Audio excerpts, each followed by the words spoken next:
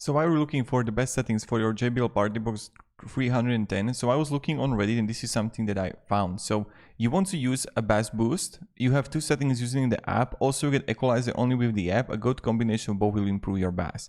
Also, this guy wrote here that the placement is a key. The speaker has an exhaust port on the back, so placing it close to wall or corner where the subwoofer can bounce is the better way to fill room with those low frequencies. And then what you need to do, like this is just your thing, is that you need to try different bass boost levels to select. You can select while also using the equalizer to not drown the mids and highs. And sometimes you will find the bass boost is enough, but then there's time where you want to do deep subwoofer type bass to be felt.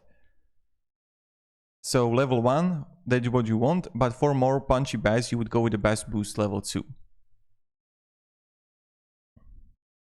So just want to make this quick video for you. I hope it helped you at least a little bit. So have a great day and goodbye.